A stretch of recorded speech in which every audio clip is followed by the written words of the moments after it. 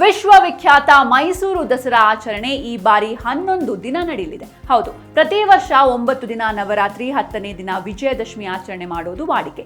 ಇದರ ಮಧ್ಯೆ ಪಂಚಮಿ ತಿಥಿ 2 ದಿನ ಬಂದಿದ್ರಿಂದ ಈ ಬಾರಿ 11ನೇ ದಿನಕ್ಕೆ ವಿಜಯದಶಮಿ ಆಚರಣೆ ಮಾಡಲಾಗ್ತಾ ಇದೆ. ಸೆಪ್ಟೆಂಬರ್ 22ಕ್ಕೆ ದಸರಾ ಉದ್ಘಾಟನೆಗೊಳ್ಳಲಿದ್ದು ಅಕ್ಟೋಬರ್ 2ಕ್ಕೆ ವಿಜಯದಶಮಿ ಆಚರಿಸಲಾಗುವುದು.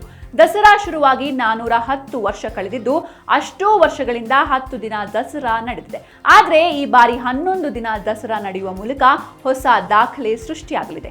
11 ದಿನಗಳ ಆಚರಣೆ ಯಾಕೆ ಅಂತ ನೋಡೋದಾದ್ರೆ, ಪಂಚಾಂಗದಲ್ಲಿ ಪ್ರಥಮ, ದ್ವಿತೀಯ, ತೃತೀಯ, ಚತುರ್ಥಿಗಳು ಎಂದಿನಂತೆಯೇ ಬಂದಿವೆ. ಆದರೆ ಪಂಚಮಿಯು ಸೆಪ್ಟೆಂಬರ್ 26 ಮತ್ತು 27ರಂದು 2 ದಿನ ಬಂದಿದೆ. ಆ 2 ದಿನ ಪರಿಗಣಿಸಿದ್ರೆ 10ನೇ ದಿನ ಮಹಾನವಮಿ ಬರುತ್ತೆ, 11ನೇ ದಿನ ದಶಮಿ ಬರುತ್ತೆ. ಹಾಗಾಗಿ ನೂರಾರು ವರ್ಷಗಳಲ್ಲಿ ಇದೇ ಮೊದಲ ಬಾರಿಗೆ ದಸರಾ ಮಹೋತ್ಸವದಲ್ಲಿ ಈ ತಿಥಿ ಬಂದಿರೋದು ವಿಶೇಷ ಎಂದು ಧಾರ್ಮಿಕ ಚಿಂತಕ ಶೆಲ್ವ ಪಿಳ್ಳೈ ಅಯ್ಯಂಗಾರ್ ಹೇಳಿದ್ದಾರೆ. 100 ವರ್ಷಗಳ ಹಿಂದೆ ದಸರಾ 11 ದಿನ ನಡೆದಿರಬಹುದು, ಆದರೆ ನನ್ನ ಅನುಭವದಲ್ಲಿ ಇದೇ ಮೊದಲು 11 ದಿನ ನಡೀತಾ ಇದೆ. ಪಂಚಾಂಗದಲ್ಲಿ ಸೆಪ್ಟೆಂಬರ್ 21ರಂದು ಮಹಾಲಯ ಅಮಾವಾಸ್ಯೆ ಬರುತ್ತೆ.